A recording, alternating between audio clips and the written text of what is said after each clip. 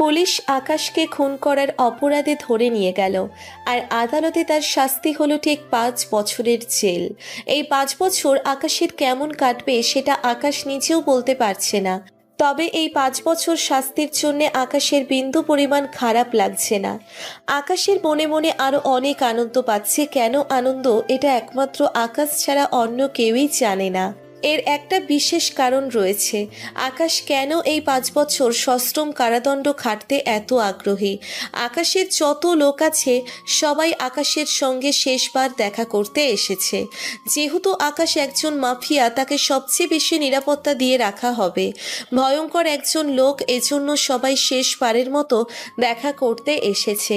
আকাশ সবার সঙ্গে দেখা করার পরে সে ওখানেই দিনগুলো কাটাতে শুরু করলো। আজকে প্রায় 5 বছর পরে আকাশ জেল থেকে বের হলো। আর জেল থেকে বের হতেই সে তার লোকগুলোকে একে একে সবাইকে দেখতে লাগলো। আর অনেকক্ষণ দাঁড়িয়ে থাকার পরেই ওখান থেকে একজন আকাশের সঙ্গে দেখা করতে আসলো। আর আকাশের কাছে এসে আকাশকে ভালো মন্দ জিজ্ঞাসা করলো। আর আকাশ ওদের সঙ্গে ভালো মন্দ জিজ্ঞাসা করে দামি একটা মার্সিডিস কারের মধ্যে উঠে পড়লো। মার্সিডিসের মধ্যে ওঠার পরে আকাশ একটা ল্যাপটপ হাতে নিল। আর ল্যাপটপ হাতে নিয়ে সে সকল ইনফরমেশন দেখতে লাগলো। আর সবাই অনেক ভয়ে তথস্থ হয়ে আছে, কারণ আকাশ এখন কি করবে সেটা আকাশ নিজেও জানে না। কারণ সে যে ইচ্ছে করেই জেলের ভিতর থেকে ছিল। সব কিছু এখন আগের মতোই স্বাভাবিক রয়েছে, কিন্তু আকাশ এই স্বাভাবিক থাকতে কাউকে দেবে না। আকাশ প্রত্যেকটাকে কেটে কেটে নদীতে ভাসিয়ে দেবে। একটি নদীর পাড়ে চলে আসলো। আকাশ গাড়ি থেকে নেমে সেই জায়গাটা ভালোভাবে দেখতে লাগলো। আর তখনই দেখতে পেল একটা বড় স্থাপনা সেখানে গড়ে উঠছে। আকাশ নেহালকে জিজ্ঞেস করলো, আচ্ছা, এই যে স্থাপনা, এটা কি করছে? এটার ব্যাপারে ভালো করে খোঁজ নে। আর আমার যত লোকজন আছে সবাইকে আমার সাথে দেখা করতে বল। আজকে সন্ধ্যার সময় আমি সবাইকে একসাথে দেখতে চাই। সবাই যেন চলে আসে। এই কথা শোনার পরে নেহাল অনেকটা ভয় পেয়ে যায়, কারণ এখন আল্লাহ তাআলা খুব ভালো জানে যে আকাশ ভাই এখন কি করবে। আর এটা শোনার পরে নেহাল আরেকজনকে দায়িত্ব দিয়ে দেয় খোঁজ নেওয়ার জন্য। আর নেহাল তারপরে আবার মার্সিডিস কারের মধ্যে উঠে পড়লো। আর উঠে পড়ার পরে গাড়িটা সাই সাই করে চলতে লাগলো। আর হঠাৎ করেই পেছন থেকে গুলির আওয়াজ ভেসে আসলো। আকাশ খুব দ্রুত গতিতে গাড়ি চালিয়ে যেতে বলছে।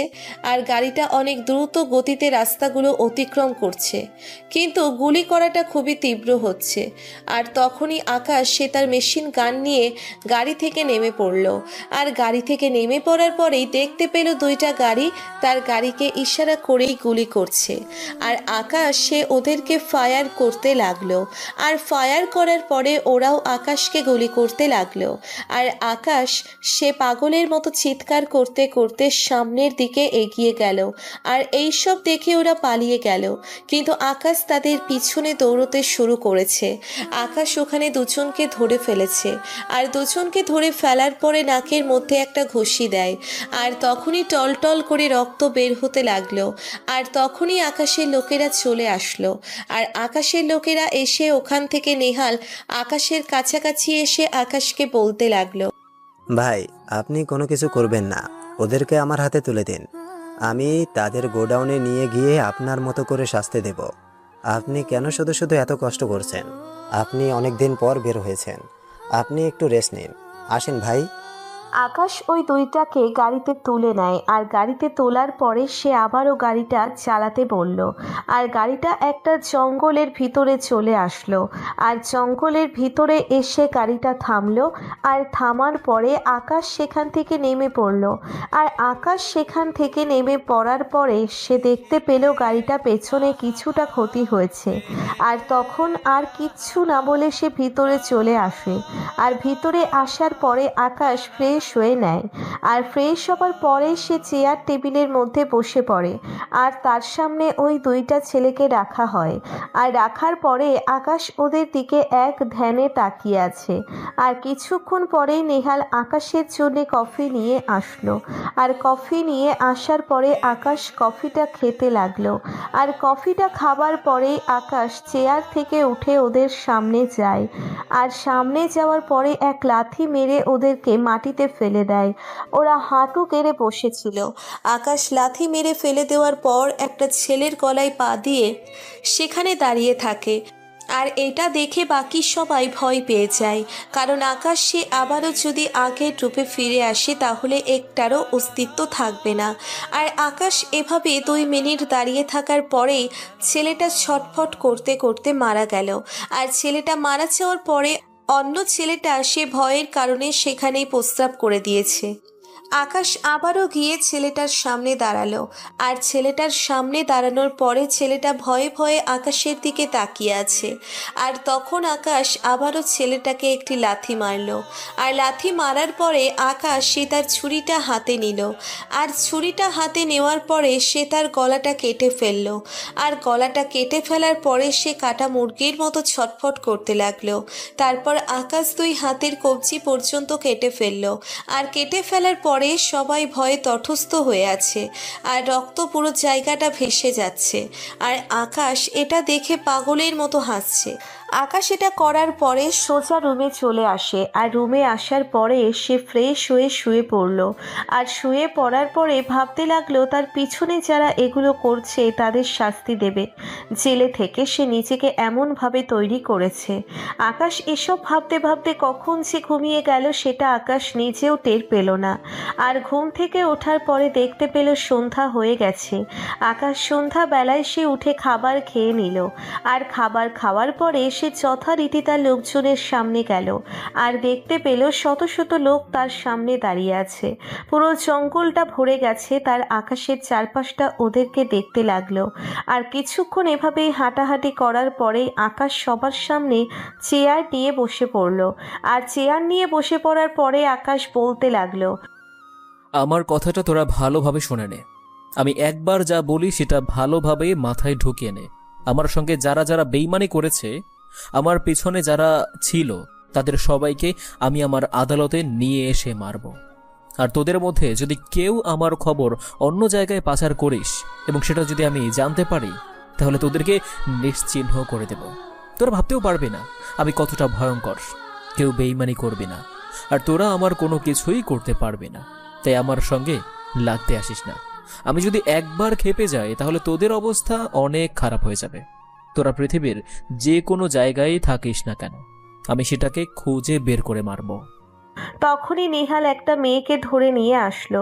মেয়েটার পিছনে হাত বেঁধে রেখেছে। মেয়েটাকে নিয়ে আসার পরে আকাশের পায়ের কাছে ফেলে দেয়। আর পায়ের কাছে ফেলে দেওয়ার পরেই আকাশ মেয়েটার দিকে তাকিয়ে থাকলো। আর মেয়েটার দিকে তাকিয়ে থাকার পরে মেয়েটাকে সে মুখ খুলে দেয়। আর মুখ খুলে দেওয়ার পরে মেয়েটা তার কাছে মাপ চাইতে লাগলো।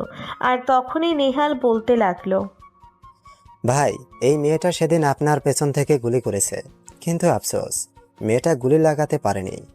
এই মেয়েটা কার কথায় গুলিটা চালিয়েছিল আমি এখনো জানতে পারলাম না। মেয়েটাকে অনেকবার জিজ্ঞেস করেছি, অনেক কিছুই করেছি, কিন্তু মেয়েটা কোনো কিছুই বলতে চাচ্ছে না। সে কার হয়ে কাজ করে, কোথা থেকে এসেছে, সে কোনো কিছুই বলতে পারছে না। ভাই, আপনি বিষয়টা দেখেন। তারপরেই আকাশ চেয়ার থেকে উঠে পড়ল। আর চেয়ার থেকে উঠে পড়ার পরে সে মেয়েটার চারিদিকে ঘুরতে লাগলো। আর মেয়েটাও কিছুটা ভয় পেয়ে গেল। আর এভাবে চারপাশে ঘুরে ফেরার করার পরে আকাশ আবারও চেয়ারে বসে পড়ল। আর চেয়ারে বসে পড়ার পরে আকাশ একটা সিগারেট জ্বাললো। আর সিগারেট খাচ্ছে আকাশ তখন সিগারেট খেতে খেতে মেয়েটাকে জিজ্ঞেস করলো, আজকে থেকে 5 বছর 2 মাস আগে তোর সঙ্গে আমার মনে হয় কোনো না কোনোভাবে দেখা হয়েছিল। তুই আমাকে শপিং মলের মধ্যে গুলি করেছিলি। এখন বল, তুই কার কথায় গুলি করেছিলি? কে তোকে সে সময় পাঠিয়েছিল? তুই গুলি করার পরেই আমি 2 মাস পরে জেলে যাই। তাহলে এখন সবকিছু খুলে বল। আমি তোকে ভালোই ভালোই জিজ্ঞেস করছি। যদি বলিস তাহলে ভালো, আর যদি না বলিস তাহলে তোর বেঁচে থাকার সিদ্ধান্তটা সেটা আমিই নেব। কোবরা কিং, বিশ্বাস করেন আমি এসবের কোনো কিছুই করতে চাইনি। ওরা আমাকে জোর করে এসব করিয়েছে। আর তাছাড়া আপনি অনেক খারাপ একজন লোক।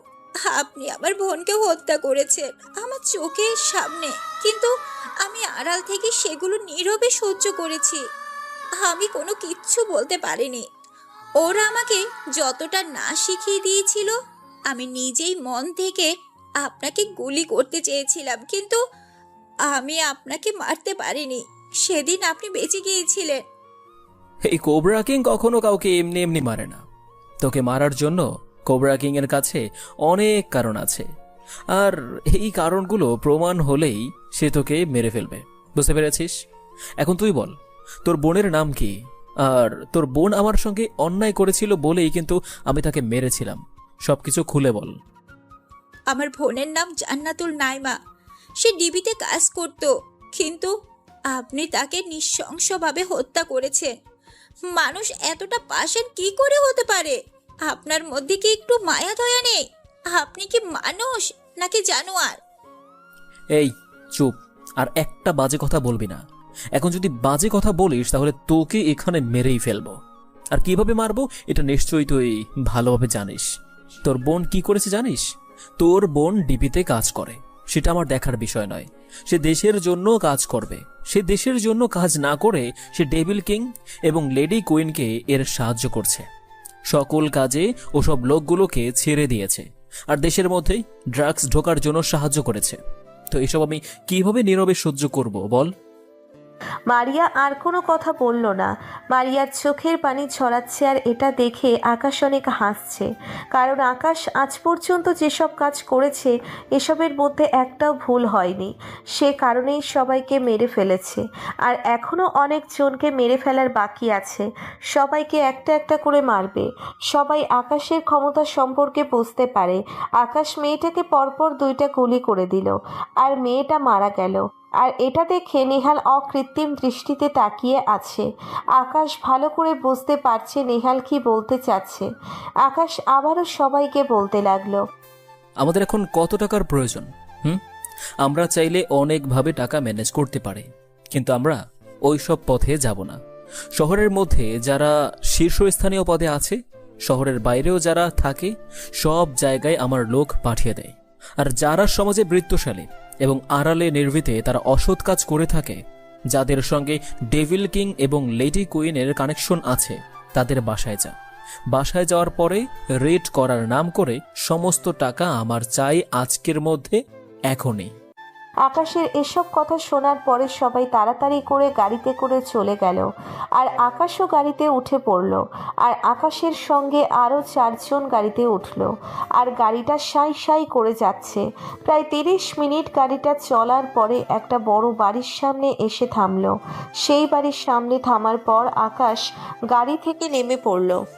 আর গাড়ি থেকে নেমে পড়ার পর আকাশ ভিতরে যেতে লাগলো। এটা হচ্ছে মন্ত্রীর বাসভবন। সমস্ত গার্ড অফিসার তাকে দেখে সালাম দিচ্ছে। আকাশ ভিতরে চলে আসলো, আর ভিতরে এসে দেখলো মন্ত্রী কয়েকজনের সঙ্গে আলোচনা করছে। আর তখনই আকাশ সেখানে বসে পড়ল। আকাশ কোনো অনুমতি নেয়নি, আকাশ এভাবেই চলাফেরা করে। তারপর মন্ত্রীকে বলে মন্ত্রীর লোক দিয়ে কফি বানিয়ে দিল। আর আকাশ একটু খেয়ে মন্ত্রী সাহেবকে বলতে লাগলো, মন্ত্রী সাহেব, আমার কাছে খবর আছে আপনি নাকি ডেভিল কিং এবং লেডি কুইনকে সাহায্য করছেন দেশের মধ্যে ড্রাগস ঢোকানোর জন্য। আপনি কি ভুলে গিয়েছেন সবকিছু? আমি জেলে ছিলাম, আর তখন আপনি অনেক কাজ করে ফেলেছেন, তাই না?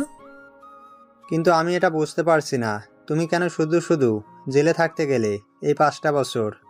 এই 5 বছর জেলে থেকে তোমার কি লাভ হলো সেটা আমাকে বলো। তুমি তো চাইলে সেদিন জেল থেকে বেরিয়ে আসতে পারতে, কারণ তোমার ক্ষমতা সম্পর্কে আমি খুব ভালোভাবে জানি। বিদেশেও তোমার কানেকশন রয়েছে। বিদেশের মাফিয়ারাও তোমার সঙ্গে ডিল করার জন্য বসে থাকে। তুমি কেন জেলে থাকতে গেলে? আমার এই বিষয়টা খুবই জানার প্রয়োজন। আর তোমার কি মনে হয় আমি ওদেরকে কোনো সাহায্য করছি? তুমি কি পাগল হয়ে গেছো? আমি ওদের সাহায্য করব? আমি লেডি কুইন এবং ডেভিল কিংকে খুঁজে বেড়াচ্ছি। সময় মতো সব কিছু আমি বের করে ফেলবো। সেখানে আপনার কোনো কাজ করতে হবে না। আপনার উপর যে দায়িত্বটা আছে না, আপনি সেটাই সঠিকভাবে পালন করুন। এরপর যদি দেখেছি যে আপনি কোনো বেআইনি কাজ করেছেন, তাহলে কিন্তু আপনার অবস্থা কি হবে সেটা বুঝতেই তো পারছেন। সকালবেলা পত্রিকায় নাম উঠে যাবে মন্ত্রী সাহেব নিখোঁজ। আকাশ, আমি তোমাকে একটা কথা বলতে চাই। আমার একটা ইচ্ছা আছে। আমি প্রধানমন্ত্রী হিসাবে শপথ বাক্য পাঠ করতে চাই। তুমি আমাকে প্রধানমন্ত্রী করে দাও। তোমার যা যা প্রয়োজন আমি তোমাকে তাই দিব। এই আকাশ কখনো কারো কাছ থেকে কিছু নেয় না। আমি কি ভিখারি যে আমি আপনার কাছ থেকে কিছু নেব? আমাকে কোনো কিছু দিতে হবে না। আমি আপনাকে এমনিতেই প্রধানমন্ত্রী হিসেবে শপথ বাক্য পাঠ করাতে পারবো। এভাবে আকাশ এবং মন্ত্রী কথা বলতে থাকে। মন্ত্রী অনেকটা ভয়ে ভয়ে আকাশের সঙ্গে কথা বলছে, কারণ কখন আকাশের মাথা নষ্ট হয়ে যায় তখন মন্ত্রী সাহেব কেউ সে ছেড়ে কথা বলবে না, তাই সে ভালো হয়ে যাবে। আর এদিকে লেডি কুইন একের পর এক সাংবাদিকদের খবর শুনে পুরো অতিষ্ঠ হয়ে গেছে, কারণ আকাশ প্রকাশ্যে সব কিছু করছে কিন্তু পুলিশ প্রশাসন কোনো কিছুই করছে না, সেও কোনো কিছু করতে পারছে না। আকাশ কোথায় আছে, কিভাবে আছে, সে কোনো কিছুই জানে না। লেডি কুইন তার আস্তানা থেকে বের হলো, আর বের হওয়ার পরেই সে গাড়িটা গাজীপুরের জঙ্গলের দিকেই যাচ্ছে। সেখানে ডেভিল কিং তার জন্য ওয়েট করছে। আর কিছুক্ষণ পরেই সে গাজীপুরের সেই ঘন জঙ্গলে চলে আসলো। আর জঙ্গলে চলে আসার পরে দেখলো ডেভিল কিংয়ের লোকেরা তাকে শুভেচ্ছা জানাচ্ছে। লেডি কুইন ডেভিল কিংয়ের সঙ্গে ভিতরে চলে গেল। আর ভিতরে যাওয়ার পরে লেডি কুইন বসে পড়ল। আর বসে পড়ার পরে তারা দুজনে মিলে আলোচনা করছে, আর আলোচনা করার মধ্যে কিভাবে আকাশকে মেরে ফেলা যায় সেটা প্ল্যান করছে। কিন্তু ডেভিল কিংয়ের সাহস হচ্ছে না তার সঙ্গে কাজ করার জন্যে, কারণ আকাশ কেমন সে ভালোভাবেই জানে। আর তখন লেডি কুইন আবারও ডেভিল কিংকে বলতে লাগলো, আপনার কাছ থেকে আমি এইটুকু আশা করতে পারিনি আপনি আমার কতটা করতে পারেন। আমি আপনাকে সাপোর্ট দিচ্ছি, তারপরেও আপনি এখনও আমতা আমতা করছেন। আপনি ইচ্ছে ভালো বাজারে গিয়ে মাছ বিক্রি করেন, তাহলেই ভালো হবে। আপনার সঙ্গে আমার কাজ করাটাই ভালো লাগছে না। এই যে লেডি কুইন, আপনি আকাশের সম্পর্কে কতটুকু জানেন? জানেন আকাশ কে?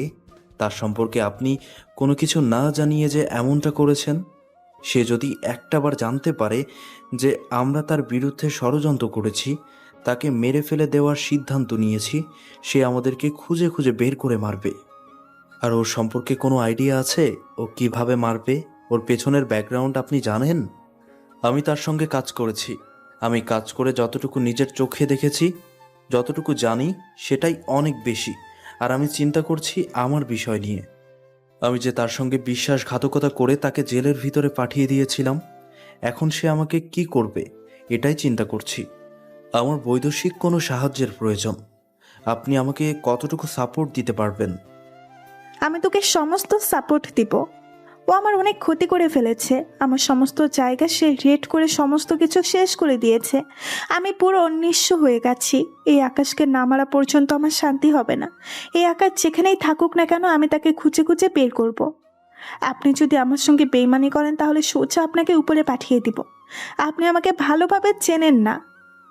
ঠিক আছে, আমি সমস্ত সাহায্য করব।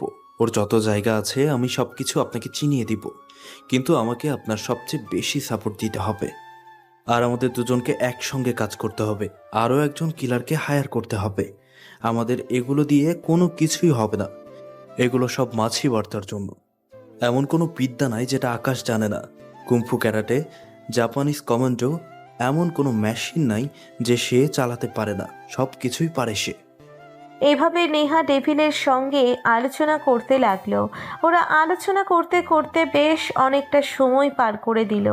তারপরে নেহা ল্যাপটপে আকাশের ব্যাপারে ইনফরমেশন বের করতে লাগলো, কিন্তু তেমন গুরুত্বপূর্ণ কোনো ইনফরমেশন আকাশের ব্যাপারে নেই। নেহা কী করবে সেটা বুঝতে পারছে না। তারপরে আরও কিছু কথা বলে সে সেখান থেকে চলে গেল। আর সেখান থেকে যাওয়ার পরে সেই কমিশনারের বাসায় আসলো। কমিশনারের বাসায় এসে দেখা করলো। কমিশনার সব কিছু শোনার পরে কমিশনার না করলো, কারণ আকাশকে এখন প্রমাণ ছাড়া অ্যারেস্ট করতে গেলে সমস্ত কিছু তছনছ করে দেবে। এই শহরটা পুরো নরকে পরিণত হবে, কারণ আকাশ সম্পর্কে সবাই খুব ভালোভাবেই জানে। ডিপার্টমেন্ট আকাশের বিরুদ্ধে কথা বলতে অনেক ভয় পায়, তবুও কমিশনার সাহেব বলল কালকে এই বিষয়টা নিয়ে ডিপার্টমেন্ট থেকে কথা বলবে, কারণ একের পর এক খুন করে যাচ্ছে, কিন্তু সেটার কোনো প্রমাণ নেই। কিন্তু খুনগুলো যে আকাশ করছে এটা খুব ভালোভাবেই সবাই জানে, কিন্তু সাধারণ মানুষের চোখে আকাশ একজন অসাধারণ মানুষ, তাই পুলিশের কোনো কিছু করার নেই। কারণ আকাশকে কোনো কিছু করতে গেলে জনগণ তাকে রিপোর্ট দিতে পারে। জনগণ যদি একবার খেপে যায় তাহলে আরও অবস্থা খারাপ হয়ে যাবে। সব কিছু মিলিয়ে সব কিছু এখন এভাবেই চলতে দেওয়া যাবে। আর তারপরে নেহা লেডি কুইন চলে গেল। আর লেডি কুইন চলে আসার পরে লেডি কুইন তার বাসায় এসে কোনোভাবেই কিছু করতে পারছে না দেখে সে মাথায় হাত দিয়ে বসে পড়ল। কারণ তার তো যে করেই হোক প্রতিশোধ নিতে হবে। তখনই হঠাৎ করেই টিভিতে চলা একটা মুভি দেখতে পেল। এখানে একটা রোমান্টিক সিন চলছে, আর এই সিন দেখার পরে নেহার মাথায় একটা গুরুত্বপূর্ণ চিন্তা চলে আসে, যেটা দিয়ে আকাশকে মেরে ফেলা সম্ভব। সে আকাশের ভালোবাসার মানুষ হয়ে উঠবে ছদ্মবেশে। আকাশ যদি একবার তার প্রেমে পড়ে যায় তাহলে আর কোনো কিছু করার নেই, আকাশ এমনিতেই শেষ হয়ে যাবে। এদিকে আকাশ তার গোডাউনে ফিরছে। রাস্তা দিয়ে গাড়িটা অনেক দ্রুত গতিতে চলছে, আর হঠাৎ করেই একটা বোরখা পরা অবস্থায় একটা মেয়ে সেখান দিয়েই রাস্তা পার হচ্ছিল। আর এটা দেখার পরে আকাশ তাড়াতাড়ি করে ব্রেক করতে বলল, আর মেয়েটার কিছুটা লেগে যায়। আকাশ তাড়াতাড়ি করে গাড়ি থেকে নেমে পড়ে, আর গাড়ি থেকে নামার পরে মেয়েটার কাছে যায়। আর মেয়েটার কাছে যাবার পরে মেয়েটাকে জিজ্ঞেস করে তার কোনো কিছু হয়েছে কিনা, কিন্তু মেয়েটা তাকে বলতে লাগলো, না ভাইয়া, আমার কোনো কিছু হয়নি, এবার যেতে পারেন। আর গাড়িটা এত জোরে চালানোর কি দরকার ছিল? আর একটু হলেই তো আমি চলে যেতাম। কথাটা শোনার পরে আকাশ কিছুটা বিচলিত হয়ে যায়, কারণ মেয়েটার কণ্ঠটা অনেক সুন্দর। মেয়েটার চোখগুলোর দিকে তাকিয়ে আছে আকাশ মুগ্ধ দৃষ্টিতে। আকাশ হঠাৎ করেই এমন হয়ে যাবে এটা আকাশ কখনোই ভাবেইনি, কারণ আকাশের জীবনে কখনো ভালোবাসা নামক শব্দটা ছিল না। এখনো আসবে কিনা সেটার কোনো ভাবনা নেই। আকাশ এভাবেই চলতে পছন্দ করে, কিন্তু আজকে এই মেয়েটাকে দেখার পরে আকাশ কেমন যেন হয়ে উঠল। এত শক্ত মানুষটাও এই মেয়েটার দিকে তাকিয়ে আছে। মেয়েটার মুখটা দেখা যাচ্ছে না, কারণ হিজাব পরে আছে, শুধুমাত্র চোখগুলো দেখা যাচ্ছে।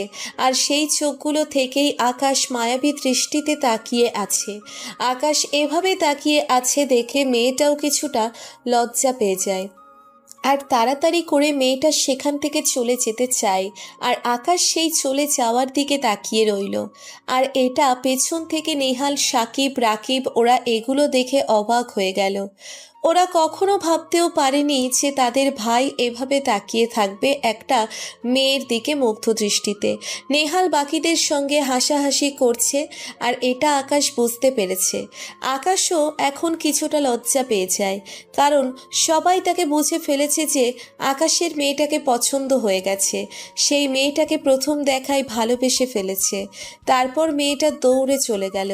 মেয়েটা চলে যাওয়ার পরে আকাশ সেখানে কিছুক্ষণ দাঁড়িয়ে থেকে গাড়িতে উঠে পড়ল, কারণ এখন কোনো কিছুই দেখা যাচ্ছে না। আকাশ গাড়িটা আবারও দ্রুত গতিতে চলা শুরু করেছে। আর কিছুক্ষণ পরেই আকাশ মোবাইলটা রেখে নেহালকে বলতে লাগলো এই মেয়েটার ব্যাপারে খোঁজ নেওয়ার জন্য। আর এটা বলার পরেই সবাই হাসতে শুরু করলো। আকাশ ধমক দিল সবাইকে, আর সবাই চুপ হয়ে গেল, কিন্তু আবার পরক্ষণেই হাসতে লাগলো। আর এটা আকাশ দেখে আকাশ নিজেও হাসতে লাগলো। অনেক দিন পরে আকাশ সেই মন খুলে হাসতে পেরেছে, এটাই অনেক বেশি।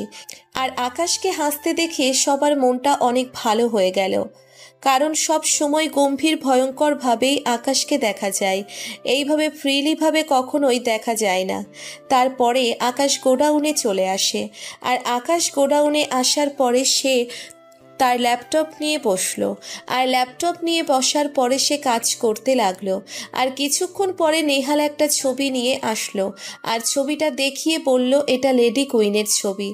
আকাশ এটা দেখার পরে ছবিটা গুগলে সার্চ করলো, আর গুগলে সার্চ করে কিছুটা তথ্য পেল, যেই তথ্যটা আকাশের জন্যেই অনেক কিছু। আর এভাবেই সময়টা পার হয়ে গেল। আর 2 ঘন্টা পরে তার লোকেরা সবাই চলে আসলো, ব্যাগ ভর্তি টাকা নিয়ে এসেছে। আর ওখান থেকে সবকিছু নেহাল বুঝে পাওয়ার পর নেহাল আকাশের কাছে চলে আসে, আর আকাশের কাছে এসে হিসাব দিতে থাকে। আর তখন নেহাল বলতে লাগলো, ভাই, আমরা প্রায় 40টির বেশির মতো বাসায় গিয়ে প্রায় 300 কোটি টাকা নিয়ে এসেছি। সবগুলো টাকাই অসৎ পথে উপার্জন করা। আর ওরা মনে হয় পুলিশকে কমপ্লেন করতে গেছে, কিন্তু পুলিশ এটার বিরুদ্ধে কোনো কথা বলবে না, কারণ পুলিশ নিজেও জানে এটা বেআইনি টাকা, যার জন্য আর কি কোনো কিছু হয়নি। অলরেডি সাংবাদিকরা বলতে শুরু করে দিয়েছে। শোন, এখন তোদের কাজ হলো যে ওই লোকগুলোকে ভালোভাবে খেয়াল রাখা, ওই লোকগুলো কার সঙ্গে কথা বলে, কোথায় যায়, সেগুলো আমার জানা প্রয়োজন। আমার যত লোক আছে সবাইকে ভালোভাবে খেয়াল রাখতে বলবি, আর আমাকে পরপর তথ্যগুলো জানাবি, বুঝতে পেরেছিস? আর অবশ্যই অবশ্যই তাদেরকে সাবধানে থাকতে বলবি, কারণ লেডি কুইন আর ডেভিল কিং ওরা দুজনেই কিন্তু এক হয়ে গিয়েছে আমাকে মারার জন্য। লেডি কুইন আমার বিরুদ্ধে প্ল্যান করেছে, এটা আমি খুব ভালোভাবেই বুঝতে পেরেছি। এখন যা তোরা, আমাকে একটু একা থাকতে দে। তারপরে নেহাল চলে গেল, আর নেহাল চলে যাওয়ার পরে আকাশ রুমে গিয়ে ফ্রেশ হয়ে নেয়। আর ফ্রেশ হবার পরে কিছুক্ষণ পরেই একজন এসে তাকে কফি দিয়ে গেল। আর কফি দিয়ে যাওয়ার পরে সে কফি খাচ্ছে, আর তখনই রাস্তায় সেই মেয়েটার কথা মনে পড়ল। মেয়েটা সত্যিই অসাধারণ, মেয়েটার প্রেমে পড়ে গেছে আকাশ। আর এভাবেই সময়টা পার হয়ে গেল। পরের দিন সকালবেলা ঘুম থেকে উঠে দেখে সাংবাদিকদের সেই ব্রেকিং নিউজ। এসব দেখতে দেখতে আকাশ পুরো বোরিং হয়ে গেছে। আকাশ ফ্রেশ হয়ে খাবার খেয়ে নেয়, আর খাবার খাওয়ার পরে তখনই দৌড়ে নেহাল চলে আসলো। আর নেহাল এসে আকাশের কাছে হাঁপাচ্ছে। আর তখনই আকাশ জিজ্ঞেস করলো কি হয়েছে, আর তখন নেহাল মেয়েটার ব্যাপারে বলতে লাগলো। ভাই, মেয়েটার আপন বলতে তেমন কেউই নেই, শুধুমাত্র একটা চাচা আছে, সে ঘরে পড়ে গেছে। মেয়েটা মাদ্রাসায় শিক্ষকতা করে। মেয়েটা অনেক ধার্মিক, আপনার জন্য অনেক পারফেক্ট হবে। নেহাল ঠিকানা দিয়ে চলে গেল। আর নেহাল ঠিকানা দিয়ে চলে যাবার পরে আকাশের অবস্থা খারাপ, কারণ সে যে করেই হোক মেয়েটার সঙ্গে দেখা করতে যাবে। আর যে ভাবা সেই কাজ, আকাশ তাড়াতাড়ি করে গাড়ি বের করলো, আর একাই সে গাড়ি নিয়ে চালাতে লাগলো। আর সেই ঠিকানার মতো চলে আসার পরে দেখলো একটি মাদ্রাসার সামনে এসে থামলো।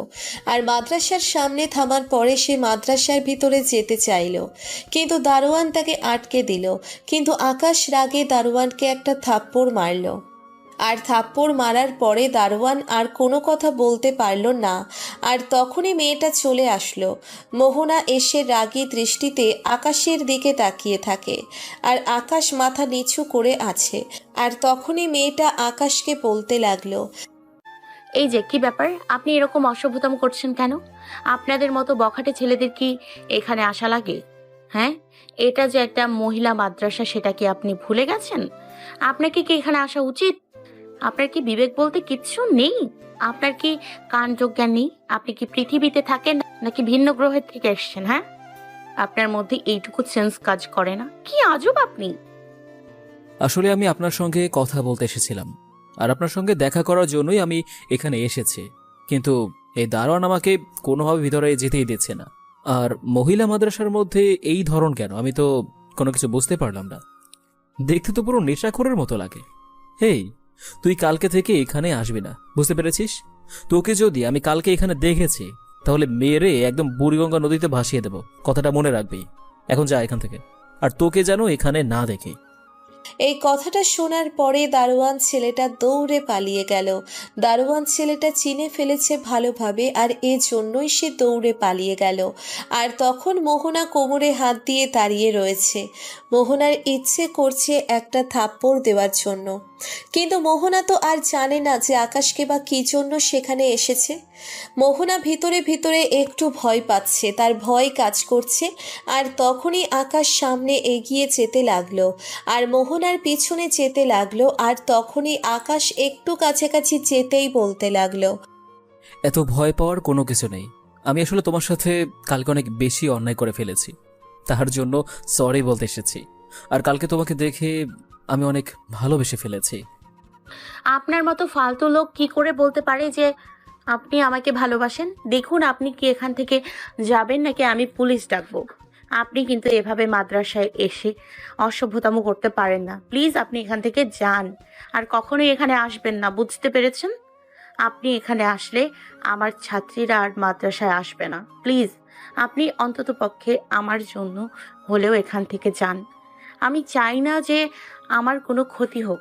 আমার কাছে আমার আত্মসম্মানটা অনেক বেশি দামি। আপনার কাছে আত্মসম্মান না থাকতে পারে, কিন্তু আমার কাছে আছে। তারপরে আকাশ সেখান থেকে চুপচাপ চলে আসে। আর আকাশ সেখান থেকে চলে আসার পরে সে কিছুটা দূরে এসে গাড়িতেই বসে থাকলো। এভাবে অনেকক্ষণ সময় পার হয়ে গেল। আর দুপুরের দিকে দেখলো মোহনা মাদ্রাসা থেকে বের হচ্ছে। আর আকাশ কিছুটা এগিয়ে গেল গাড়ি নিয়ে। আর এগিয়ে যাওয়ার পরেই মোহনা আবারও পিছনে ফিরে তাকালো। দেখলো আকাশ তার পিছনে আসছে। মোহনা তাড়াতাড়ি করে হেঁটে যাচ্ছে, কিন্তু আকাশ গাড়ি থেকে নেমে কিছুটা দৌড়ে গিয়ে তার সামনে গেল আর বলতে লাগলো তার গাড়িতে ওঠার জন্য। কিন্তু মোহনা কোনো কিছু না বলেই চলে যাচ্ছে। আর কোনো উপায় না পেয়ে আকাশও তার পেছন পেছন যাচ্ছে। আর কিছুক্ষণ পরেই মোহনা তার বাসায় প্রবেশ করে ফেলল। আর আকাশ আর সেখানে গেল না। আকাশ গাড়ি নিয়ে সে তার কাজে চলে আসে। আকাশ একটা কফির শপে এসেছে আর কফি শপে এসে কফি খাচ্ছে। আর তখনই হঠাৎ করেই তাকে কে যেন চারপাশ থেকে গুলি করছে। তাড়াতাড়ি করে আকাশ নিজেকে সামলে নেয়। আর নিজেকে সামলে নিয়ে সে তার পিস্তল দুটো বের করে তাদেরকে গুলি করতে থাকে। এরা লেডি কুইনের লোকজন, এটা আকাশ খুব ভালোভাবেই বুঝতে পারছে। আকাশ রেস্টুরেন্ট থেকে বের হয়ে যায়, কারণ আকাশ চায় না যে রেস্টুরেন্টের কোনো ক্ষতি হোক। রেস্টুরেন্টের থেকে বের হয়ে ওদেরকে দৌড়তে থাকে। আর ওরা গুলি করতে পিছনে সরে যায় আর সামনের দিকে এগিয়ে যাচ্ছে। আর তখনই ওরা একটা গাড়িতে উঠে পড়ল। গাড়িতে ওঠার পরেই আকাশও তার গাড়ি নিয়ে তাদের পিছনে যেতে লাগলো। গাড়িটা বেশ দ্রুত গতিতে সামনের দিকে এগিয়ে যাচ্ছে। আকাশও তাদের পিছনে পিছনে যেতে লাগলো। আকাশ ওদেরকে ধরার জন্যে গাড়িটা আরও বেশি স্পিডে যেতে লাগলো। আর গাড়িটা কিছু দূর যাওয়ার পরেই গাড়িটা একটা গাছের সঙ্গে ধাক্কা খায়। আর আকাশ তার গাড়িটা তাড়াতাড়ি করে ব্যাক করে সেই গাড়িটার কাছে যায়। তার গাড়িটার কাছে যাওয়ার পরেই দেখতে পেল গাড়িটা একটা মেয়ে ড্রাইভিং করছে। কিছুটা অবাক হয়ে যায়, একটা মেয়ে এরকমভাবে ড্রাইভিং করতে পারে। সে সেই মেয়েটাকে ধরে আনে আর সাথে একটা ছেলে ওদেরকে ধরে নিয়ে এসে তার গাড়িতে বসালো, বেঁধে ফেললো গাড়িতে। তারপর আকাশ সেগুলোকে নিয়ে তারা আস্তানায় চলে আসলো। আর আস্তানায় আসার পরে সে গাড়ি থেকে নামলো। আর নামানোর পরে নেহাল এদেরকে দেখে অবাক হয়ে গেল, কারণ নেহাল ভালোভাবেই বুঝতে পারছে এরা লেডি কুইনের লোকজন। আকাশ গরম পানি করে আনতে বলল। আর কিছুক্ষণ পরে রাকিব গরম পানি নিয়ে এসে আকাশের কাছে দিল।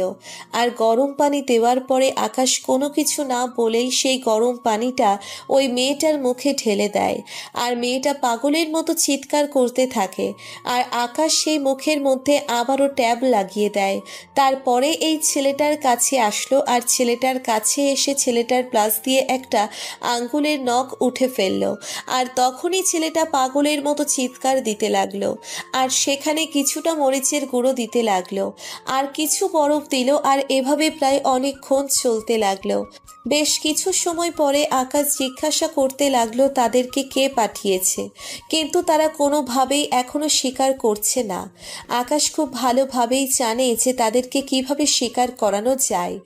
আকাশ বিজলিকে কল দেয়। আর প্রায় 10 মিনিট পরেই বিজলি চলে আসলো। বিজলি তার হয়ে কাজ করে। আর বিজলি আসার পরে আকাশ বিজলিকে বলতে লাগলো মেয়েটাকে ভিতরে নিয়ে যাওয়ার জন্য। আর বিজলি ভালোভাবে বুঝতে পেরেছে তাকে এখন কি করা লাগবে। আর বিজলি মেয়েটাকে ধরে তার সঙ্গে করে ভিতরে নিয়ে গেল। আর ভিতরে নিয়ে যাওয়ার পরে বিজলি ভালো ভালো জিজ্ঞেস করছে, দেখ, আমি তোকে এখনো বলছি, তুই সব কিছু স্বীকার কর। তোকে কে পাঠিয়েছে, কি জন্য পাঠিয়েছে, সব কিছু খুলে বল। এভাবে ভাইয়ের উপর অ্যাটাক করার সাহস কোথা থেকে এলো তোদের? আর তুই নাকি অনেক ভালো ড্রাইভিং করতে পারিস। তোদের কি বুকের মধ্যে এতটুকু ভয় কাজ করে না যে তুই কাকে খুন করতে এসেছিস? আমি একটা মিথ্যার আশ্রয় নিয়েছিলাম। আমার ছোট বোন ভেবেছে আমি মারা গেছি, আর এটা ভেবেই তাকে খুন করতে আসে, কিন্তু পারে না। সে উল্টো আমার বোনকেই খুন করে দেয়। আমি আমার সেই বোনের খুনের প্রতিশোধ নেওয়ার জন্য এসেছি। আমি নিজেই আমার মৃত্যুর খবরটা ছড়িয়ে দিয়েছিলাম সেদিন। আসলে আমি মারা যাইনি, আমি কোনো একভাবে বেঁচে গিয়েছিলাম, আর সেটারই প্রতিশোধ নেওয়ার জন্য আমি ফিরে এসেছি। দেখ, তোর সমস্যা সেটা বলতে হবে, কিন্তু তোর এতটা সাহস হয়নি যে আকাশের উপর দিয়ে কথা বলার জন্য। আজ পর্যন্ত এই আকাশ ভাইয়ের কথায় কেউ অমান্য করতে পারেনি। শুধু তাই নয়, বিদেশের যারা মাফিয়া আছে সবাই আকাশ ভাইকে সম্মান দিয়ে কথা বলে। ওরা আকাশ ভাইয়ের সঙ্গে উচ্চস্বরে কথা বলার সাহস পায় না। তুই যেসব করেছিস সেটা আসলেই অনেক বেশি অন্যায় করেছিস। তুই আগে এখানে কাজ করতি, আকাশ ভাইয়ের অনেক কাছের একজন মানুষ ছিল। তোকে আকাশ ভাই নিজের বোনের মতো দেখত, তোকে সব কিছু চিনিয়ে দিয়েছে, এসব রাস্তা। আর সেখানে তুই কিনা তার সাথে বেমানি করে জেলে পাঠিয়ে দিলি, ওদের সঙ্গে তা আবার ষড়যন্ত্র করে। তুই তো সেদিন বেঁচে গিয়েছিলি, কিন্তু আজকে তুই কখনোই বাঁচতে পারবি না। আমার বেঁচে থাকার কোনো ইচ্ছে নেই, কারণ আমি আমার মৃত্যু হাতে করে নিয়ে এসেছি। আমি জানি এখানে ধরা পড়লে আমাকে তোরা মেরে ফেলবি, তার জন্য আমি মৃত্যু হাতে করেই নিয়ে এসেছি। আমি এসব থেকে ভয় পাই না। আর আমি সেদিন ভুল করেছিলাম তোকে জেলে পাঠিয়ে দেওয়ার জন্য। এর চেয়ে ভালো মেরে ফেলতাম, সেটাই অনেক ভালো হতো। এত কাছাকাছি থাকার পরেও আমার মাথায় এটা আসেনি যে তোকে মেরে ফেললে ভালো হবে। জেলে পাঠিয়ে শুধু শুধু সময় নষ্ট করেছি। আর লেডি কুইন আর ডেভিল কিং, ওরা কখনো ছেড়ে দেবে না। আমি ওদের সাথে ষড়যন্ত্র করেই আমি এখানে এসেছি। তোরা কোনো কিছুই করতে পারবি না ওদের দুইজনকে। ওরা দুইজন আবারও এক হয়ে গেছে।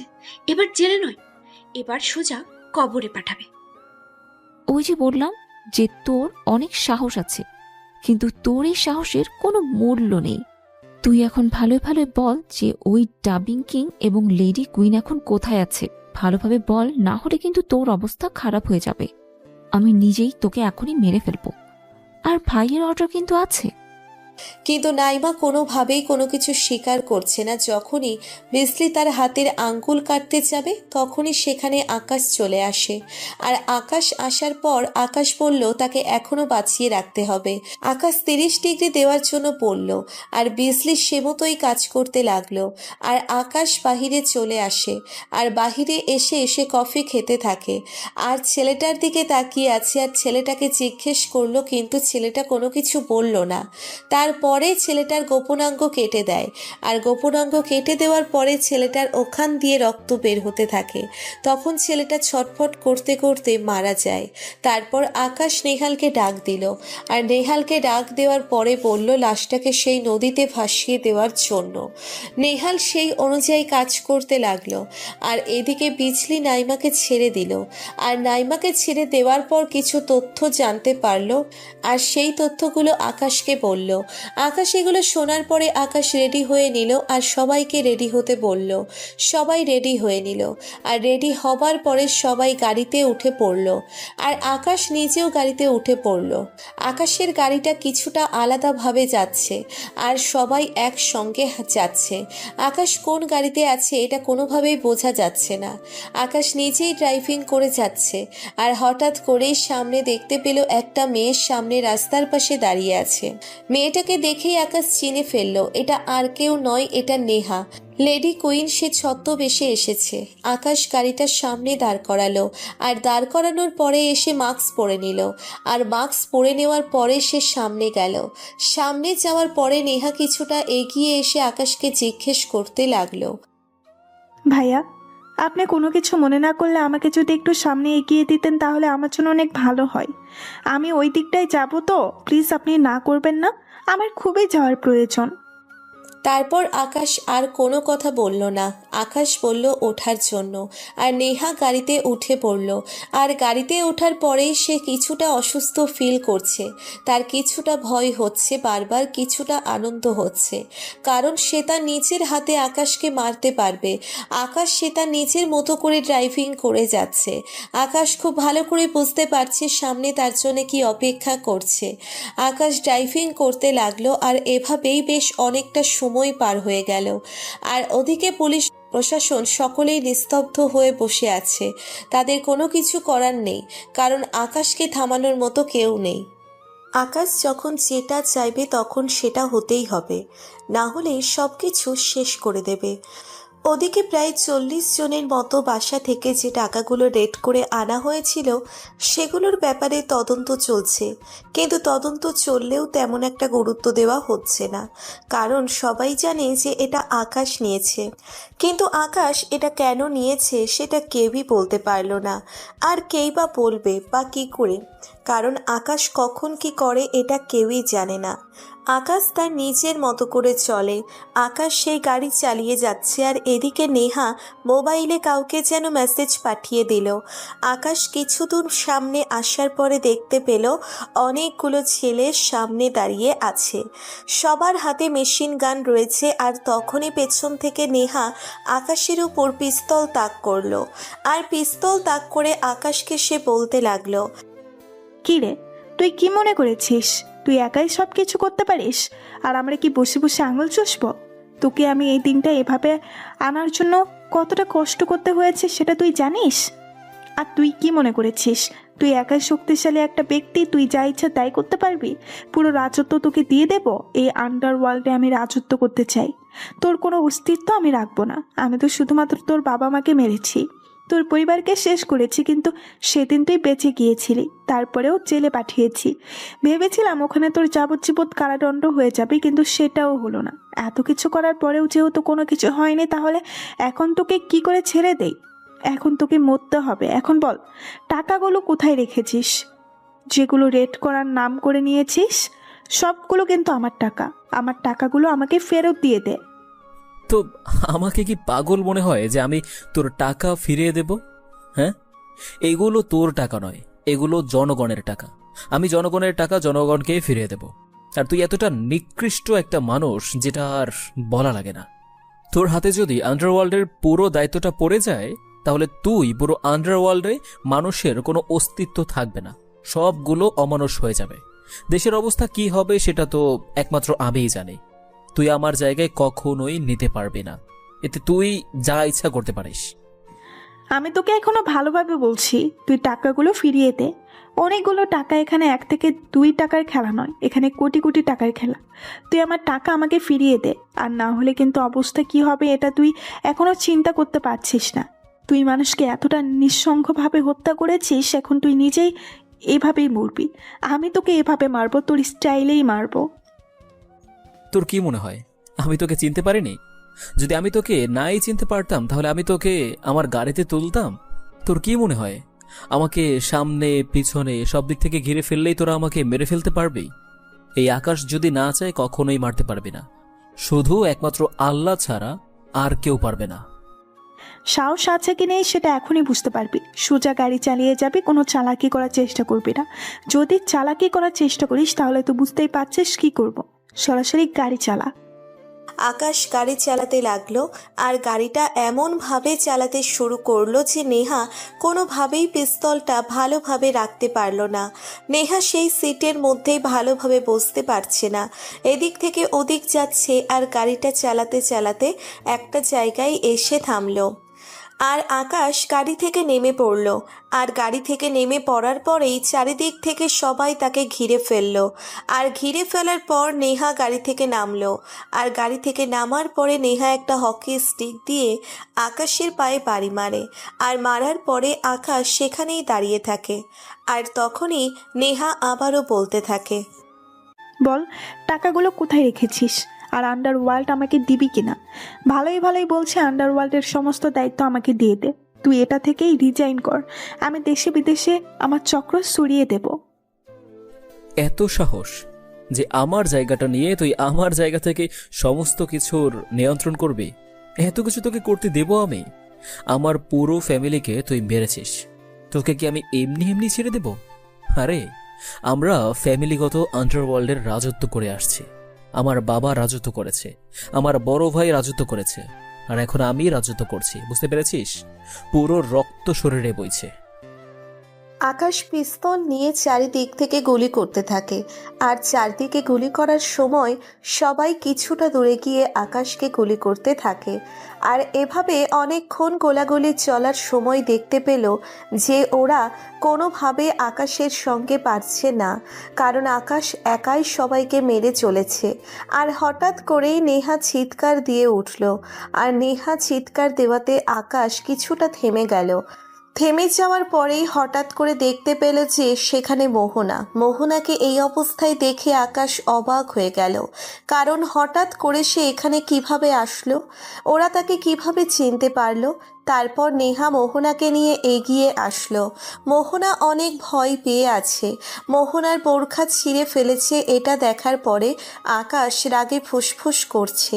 আর তখনই নেহা আকাশের কাছে বলতে লাগলো, দেখ, আমি কত বড় বোকা যে আমি এত বড় ভুল করে গেলাম। এর নাম হচ্ছে মোহনা। তুই তো ভালোভাবেই চিনিস, কারণ তোর তো পরাণের পরাণ। তুই তো তাকে ছাড়া একদমই চলতে পারিস না। তোর জীবন সঙ্গী। দেখ মেয়েটা কত কষ্ট পাচ্ছে। মেয়েটা অনেক ধার্মিক রে। মেয়েটা এসবের মধ্যে কখনোই আসতে চায় না। শুধু শুধু কেন মেয়েটাকে কষ্ট দিচ্ছিস? মেয়েটা এসব পছন্দ করে না। তুই এখনো কি এভাবে দাঁড়িয়ে থাকবি নাকি? তোর কাজ যেটা আছে সেটা করবি। মেয়েটা অনেক সহজ সরল, তাই আমি চাচ্ছি না যে মেয়েটাকে মেরে ফেলার জন্য, কারণ এমনিতেও মেয়েটার পরিচয় বলতে তেমন কেউই নেই তুই ছাড়া। দেখ, তোর সঙ্গে সব ঝামেলা হচ্ছে আমার। তুই মোহনাকে ছেড়ে দে। আমি তোর সব কথায় রাজি আছি। আমি তোকে সব কিছু লিখে দিচ্ছি, তুই সমস্ত আন্ডারওয়ার্ল্ড নিয়ে নে। তো প্লিজ মোহনাকে ছেড়ে দে। ওর কোনো দোষ নেই, ও একটা নিষ্পাপ। আপনি প্লিজ এরকমটা বলবেন না। ওরা আমার মা বাবাকে মেরে ফেলেছে। আমার বাবা ছিল সরকারি চাকরিজীবী। আমার বাবাকে দিয়ে অপকর্ম করাতে চেয়েছিল, কিন্তু আমার বাবা সেটাতে রাজি হয়নি, আর সেজন্য ওরা আমার বাবা মাকে আমার নিজের চোখের সামনে মেরে ফেলেছে। আমি সেদিন পালিয়ে গিয়েছিলাম, তার জন্য বেঁচে গেছি। আপনি প্লিজ ওদেরকে ছাড়বেন না আমার জন্য, প্লিজ এমনটা করবেন না। আপনি আপনার কাজ করুন, ওদেরকে শেষ করে দিন। ওরা বেঁচে থাকলে এই মানুষগুলো জাহান্নামে পরিণত হয়ে যাবে। ক্ষুদ্রতম স্বার্থের জন্য বৃহৎ স্বার্থ ত্যাগ করবেন না। আমি হচ্ছি আপনার ক্ষুদ্রতম স্বার্থ, আর এই দেশ, এই দেশের মানুষ সবকিছু কিন্তু বৃহত্তম স্বার্থ। প্লিজ। আমি তোমাকে সত্যি মন থেকে ভালোবাসি। তোমার জন্য আমি সব কিছু করতে পারি। আমি শুধুমাত্র তোমার জন্য আমি সব কিছু ছেড়ে দিয়েছি। নেহা, তোর যা কিছু প্রয়োজন তুই সব কিছু নিয়ে যা। তবু প্লিজ ওর কোনো ক্ষতি করিস না। তখনই আকাশ এগিয়ে যায়, আর আকাশ এগিয়ে যাওয়ার পরে মোহনার হাত শক্ত করে ধরল। আর মোহনার হাত শক্ত করে ধরে ফেলার পরে মোহনা এক দৃষ্টিতে তার দিকে তাকিয়ে আছে। একটা মানুষ কতটা ভালোবাসলে এত কিছু ছেড়ে দিয়ে শুধুমাত্র তার হাত ধরতে পারে। মোহনা অবাক হয়ে তাকিয়ে আছে। মোহনা ভাবছে মানুষটা এতটা তাকে ভালোবাসে, ঠিক এমন একটা মানুষ সে এতদিন খুঁজেছিল। অবশেষে বিধাতা তার কপালে মিলিয়ে দিয়েছে। এটা ভেবেই মোহনার অন্যরকম ভালো লাগছে। মোহনাও ভালোবাসতে শুরু করে দিয়েছে। এদিকে সবাই আকাশকে নিয়ে ট্রল করা শুরু করে দিয়েছে। আর আকাশকে নিয়ে হাসাহাসি করা শুরু করে দিয়েছে। কিন্তু আকাশ চুপচাপ আছে। আকাশ চুপচাপ হেঁটে যাচ্ছে। আকাশের প্রশ্ন হলো তারা মোহনার খোঁজ কিভাবে পেল। মোহনার খোঁজ কেউ পাওয়ার কথা নয়। আকাশ মনে মনে একটু চিন্তা করে সেখান থেকে চলে আসে। আকাশ মোহনাকে তার আস্তানায় নিয়ে আসে, আর আস্তানায় নিয়ে এসে একটা চেয়ারে বসে থাকে। মোহনা কিছুক্ষণ পরেই তার সামনে আসে, আর সামনে আসার পরে মোহনা তার নিজের হিজাবটা খুলে ফেলল। আর হিজাব খুলে ফেলার পরে আকাশের সামনে আসলো। আকাশ মোহনার দিকে একদৃষ্টিতে তাকিয়ে আছে। মোহনা অনেক সুন্দর, আর এটাই আকাশ উপভোগ করছে। আকাশ মোহনার দিকে একদৃষ্টিতে তাকিয়ে আছে। আর তখনই মোহনা বলতে লাগলো, আপনি আমার জন্য এত কিছু কেন করতে গেলেন? ওরা আপনাকে নিয়ে কিভাবে ট্রল করছে সেটা কি ভেবে দেখেছেন? এখন আপনি জানেন ওরা কি করবে। ওরা আন্ডারওয়ার্ল্ড পাল্টে দিয়ে সমস্ত কিছু শেষ করে দেবে এতদিনের তিল তিল করে গড়ে তোলা এই আন্ডারওয়ার্ল্ড। কিন্তু আকাশ এই কথার কোনো প্রতিউত্তর দিল না। আকাশ তো মোহনার জন্যে সব কিছু মেনে নিয়েছে। মোহনা আকাশের মাথায় হাত বুলিয়ে দিল, আর তখনই আকাশ সেখানেই ঘুমিয়ে গেল। তারপরে কোনো উপায় না পেয়ে মোহনা অনেক কষ্ট করে তাকে নিয়ে রুমে নিয়ে শুইয়ে দেয়। আর রুমে শুয়ে দেওয়ার পরেই আকাশ ঘুমের মধ্যে মোহনাকে শক্ত করে জড়িয়ে ধরে। মোহনাকে জড়িয়ে ধরার পরে মোহনার কেমন যেন অন্যরকম ভালো লাগছে। লাগছে। এত কম সময়ে মোহনাও যে তাকে এতটা ভালোবেসে ফেলবে সেটাও বুঝতে পারছে না। তারপরে মোহনা নিজেকে ছাড়িয়ে নিল, আর নিজেকে ছাড়িয়ে নেওয়ার পরে মোহনা কিছু খাবারের ব্যবস্থা করলো। আর এভাবেই সময়টা পার হয়ে গেল। আর রাতের বেলা মোহনা আকাশের রুমে আসলো, আর রুমে আসার পরে দেখলো আকাশ কম্বল নিয়ে শুয়ে আছে। মোহনা কিছুটা অবাক হয়ে গেল, কারণ এই গরমের মধ্যে সে এভাবে শুয়ে আছে। মোহনা তার কপালে গিয়ে হাত রাখলো, আর কপালে হাত রাখার পরেই দেখতে পেল জ্বরে গা পুড়ে যাচ্ছে। তাড়াতাড়ি করে মোহনা বাইরে আসলো, আর বাহিরে আসার পরে দেখতে পেল নেহাল সেখানে নেই। আর রাকিবকে বলল তাড়াতাড়ি করে ঔষধ নিয়ে আসার জন্য। আর কিছুক্ষণ পরেই রাকিব ঔষধ মোহনাকে দিল। সবাই অনেক খুশি, কারণ আকাশের জন্য এখন মোহনা আছে, এতে সবাই অনেক খুশি। সবাই মোহনাকে পছন্দ করেছে। মোহনা সবার সামনে পর্দা করে কথা বলে, এটা সবারই ভালো লাগছে, কারণ ভাইয়ের জীবনে এমন একটা মানুষ এসেছে, এটাই ওরা চেয়েছিল। কিন্তু আজকে সারাদিন নেহালকে কোথাও দেখা গেল না। মোহনা তাকে ঔষধ খাইয়ে দিল, আর এভাবেই পার হয়ে গেল 2টা দিন। আকাশ সুস্থ হয়ে গেল। হঠাৎ করে অসুস্থ হয়ে যাওয়ার কারণটা মোহনা এখনও খুঁজে পাচ্ছে না। হয়তো ডিপ্রেশনের কারণে এমনটা হয়ে গেছে, কারণ তার ভিতরে কতটা আগুন চলছে এটা তার কাছ থেকেই জানা যাবে। আকাশ সম্পূর্ণ সুস্থ, এখন ব্যালকনিতে বসে আছে, আর পাশে মোহনা দাঁড়িয়ে আছে তার পাশে। আর তখন আকাশ মোহনাকে বলতে লাগলো, তুমি এই 2 দিন এখানে ছিলে? মান সম্মান চলে যাওয়ার আগে তুমি তোমার বাসায় যাও, না হলে লোকে তোমাকে খারাপ বলবে। আমি চাই না তোমাকে কেউ কোনো কথা বলুক। এসব কথার মানে কি? আমি কেন তোমার এখানে আছি বুঝো না? আমাকে কে কি বললো না বললো সেটা আমার দেখার বিষয় না। তুমি কেন আমাকে তাহলে নিজে থেকে ভালোবাসতে গেলে? আমি তো নিজে থেকে যাইনি। দেখো, আমি এখন বিয়ে করতে পারবো না। আমি সবকিছু বুঝতে পারছি, কিন্তু এখন বিয়ে করলে কি হবে ভেবে দেখেছো? এখনো অনেক কাজ করার বাকি আছে। আমি এখন তোমার কাছ থেকে এসব কথা শুনতে চাই না। আমি তোমার কাছ থেকে অন্য কোনো কথা শুনতে চাই। আমি তোমাকে আজকে আমার নিজের করে পেতে চাই। আমি মানুষের কাছে মুখ দেখাতে পারবো না। তুমি যদি আজকে আমাকে বিয়ে না করো তো আমি সোজা সুইসাইড করতে চলে যাব, কারণ এটা ছাড়া আমার আর কোনো কিছুই করার নেই। আকাশ আর কোনো কথা বলতে পারল না, কারণ মোহনা অনেক কান্না করেছে তার জন্য। সে আর চায় না যে মোহনা তার জন্য আরও কান্না করে সে অসুস্থ হয়ে যাক। তারপরে আকাশ মোহনাকে নিয়ে কাজী অফিসে চলে আসে, আর কাজী অফিসে আসার পরে তারা দুজনেই কাজী অফিসে বিয়ে করে নেয়। বিয়ে করার পরে মোহনা অনেক খুশি, কিন্তু আকাশের বুকের মধ্যে প্রতিশোধের আগুন জ্বলছে। আকাশ গাড়ি ড্রাইভ করে বাসায় ফিরছে, আর বাসায় ফেরার সময় সে মোহনাকে বলতে লাগলো তাকে বিদেশে পাঠিয়ে দেওয়ার জন্যে। কিন্তু এটা শোনার পরে মোহনা অনেকটা রেগে গেল, আর রেগে গিয়ে আকাশকে অনেক কথাবার্তা শুনিয়ে দিল। আর এসব কথাবার্তা শুনে আকাশ মুচকি মুচকি হাসছে, আর এটা দেখে মোহনা আরও বেশি রেগে গেল। তারপরে ঠান্ডা মাথায় বুঝিয়ে বলল তার এই দেশে থাকা একদম নিরাপদ নয়, তাকে অন্য কোনো দেশে পাঠিয়ে দিবে। যখন সব কিছু স্বাভাবিক হয়ে যাবে তখন আবার সে দেশে ফিরে আসবে। এটা শোনার পর মোহনা কোনোভাবেই আকাশকে ছেড়ে যেতে চাইছে না, কিন্তু এটা তো করতে হবে, না হলে ওরা আর আকাশের সঙ্গে না পেরে ওরা মোহনার কোনো ক্ষতি করতে পারে। আর আকাশ এটারই সবচেয়ে বেশি ভয় পায়। আকাশ গাড়ি চালিয়ে বাসায় চলে আসে। আগে বাসাটা একা পড়ে থাকতো, কিন্তু এখন তার মানুষ হয়েছে। কিন্তু সেই মানুষটা কালকে চলে যাবে বিদেশে, তাকে ছাড়া থাকতে হবে, এটার কষ্ট একমাত্র আকাশই বুঝতে পারছে। আকাশ খুব ভালো করে বুঝতে পারছে যে মোহনার অনেক কষ্ট হবে, তাই আজকে মেয়েটাকে আর কোনো কথা বলা যাবে না, কারণ মেয়েটা তাকে তার জীবনের চেয়েও অনেক বেশি ভালোবাসে। আকাশ বাসায় এসে ফ্রেশ হয়ে নেয়। ফ্রেশ হওয়ার পরে সে ল্যাপটপ নিয়ে কাজ করতে বসে। আর কিছুক্ষণ পরেই মোহনা আকাশের জন্য কফি নিয়ে আসলো। আর কফি নিয়ে আসার পরে আকাশ কফি খেতে লাগলো, আর তখন মোহনার দিকে তাকায়।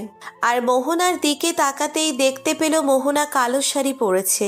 মোহনাকে দেখতে অসম্ভব সুন্দর লাগছে। আকাশ ল্যাপটপ রেখে তার দিকে এগিয়ে যায়, আর এগিয়ে যাওয়ার পরে মোহনার পিছনে যেতে থাকে। আর মোহনা পিছনে যাওয়ার পরেই সে দেওয়ালের সঙ্গে থেমে গেল। আর তখন আকাশ 2 হাত দেওয়ালের সঙ্গে চেপে ধরে মোহনার ঠোঁটজোড়া দখল করে নিল। আর মোহনাও রেসপন্স দিতে লাগলো। আর 10 মিনিট পরে আকাশ মোহনাকে ছেড়ে দিল। আর মোহনাকে ছেড়ে দেওয়ার পরে মোহনা দৌড়ে রান্নাঘরে চলে গেল। আর আকাশ হাসতে লাগলো। রাতের বেলা দুজনে খাবার খাওয়ার পরে মোহনা আকাশের বুকের উপর শুয়ে আছে আর দুষ্টুমি করছে। আকাশ এসব দুষ্টুমি দেখে তার দিকে তাকিয়ে আছে আর মাঝে মাঝে ফাজলামো করছে। আর কিছুক্ষণ পরেই মোহনা হঠাৎ করে আবারও আকাশের ঠোঁটজোড়া দখল করে নেয়। আর দখল করার পরে প্রায় 5 মিনিট পরে ছেড়ে দিল। আর এভাবেই দুজনে মিলে হারিয়ে গেল এক অজানা রাজ্যে। ফজরের সময় আকাশের বুকে ঘুমিয়ে আছে মোহনা। মোহনাকে ডাকতে লাগলো কারণ তার সকাল 10টায় ফ্লাইট, তাকে রেডি হতে হবে। কিন্তু মোহনা কোনোভাবেই ঘুম থেকে উঠছে না। তারপরে আকাশ তাকে অন্য পাশে রেখে ও নিজে উঠে ফ্রেশ হয়ে নেয়। আর ফ্রেশ হয়ে মোহনার জন্য চা নিয়ে আসে। মোহনাকে ঘুম থেকে উঠিয়ে মোহনা চা খেয়ে নেয়। আর মোহনা চা খাওয়ার পরে মোহনা গোসল করতে চলে গেল। 10 মিনিট পরে মোহনা গোসল শেষ করে বের হলো। আর গোসল শেষ করে বের হওয়ার পরেই মোহনার মনটা খারাপ। মোহনাকে রেডি হতে বলল আকাশ, আর আকাশও রেডি হয়ে নিল। তারপরে দুজনে মিলে নাস্তা করে বের হয়ে পড়ল। আর আকাশ গাড়ি চালিয়ে যাচ্ছে, মোহনা কান্না করছে আকাশের এক হাত ধরে। আর হঠাৎ করেই পেছন থেকে গুলি করতে লাগলো। আকাশ তাড়াতাড়ি করে গাড়ি চালাতে লাগলো, কারণ এখন মোহনার সঙ্গে আছে, কোনোভাবেই কোনো কিছু করা যাবে না। এটা ভেবেই আকাশ কোনো কিচ্ছু করলো না। আকাশ এয়ারপোর্টের সামনে চলে আসলো। আর এয়ারপোর্টে এসে আকাশ মোহনাকে ভিতরে যেতে বলল, কিন্তু মোহনা তাকে ছেড়ে যেতে চাইছে না।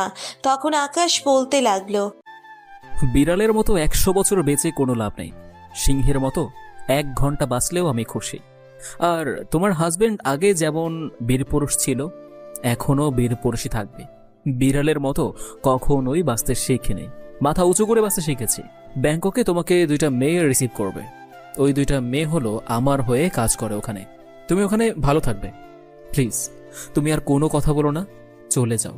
আমি তোমাকে পরে যখন বলবো তখন তুমি দেশে ফিরবে। আর তুমি তো খবর পাবেই। সেটা না হয় আমি বুঝতে পারলাম, কিন্তু আপনার যদি কোনো কিছু হয়ে যায় তখন আমি কি করব? আপনি জানেন না আমি আপনাকে ঠিক কতটা ভালোবাসি। আমি আপনাকে ছাড়া থাকতে পারবো না। প্লিজ আপনি আমার জন্য হলেও সেফ থাকবেন, কথা দিন। আকাশ আর কোনো কথা না বলে মোহনাকে শক্ত করে জড়িয়ে ধরলো। মোহনাকে জড়িয়ে ধরার পরে মোহনা কান্না করতে লাগলো। আর মোহনাকে তাড়াতাড়ি করে ভিতরে পাঠিয়ে দিল। আর মোহনা ভিতরে চলে গেল। মোহনা কান্না করছে। আর এদিকে আকাশ গাড়ি নিয়ে সামনে এগিয়ে যেতে লাগলো। আর আকাশ গাড়ি থেকেই গুলি করতে লাগলো। ওরা আকাশের এমন পাগলামি দেখে ওরা দ্রুত গতিতে গাড়ি চালিয়ে চলে যাচ্ছে। আকাশ সেই অনুযায়ী তাদেরকে ধরার জন্যে যাচ্ছে। আকাশ সবাইকে কল দিয়ে রেডি হতে বলল। আর আকাশ এমনিতেই ওদেরকে ছেড়ে দিল। আর ছেড়ে দেওয়ার পরে আকাশ সরাসরি মন্ত্রীর বাসায় চলে আসলো। আর মন্ত্রীর বাসায় আসার পরে মন্ত্রীকে দেখলো কিছু আলোচনা করছে। আর সরাসরি মন্ত্রীর কাছে গেল। আর মন্ত্রীর কাছে যাওয়ার পরে সবকিছু জানালো। আর আকাশ বলতে লাগলো, আমার দেরি করা ঠিক হবে না। আমি আবার নিজের প্রতিশোধ নিয়ে নেব।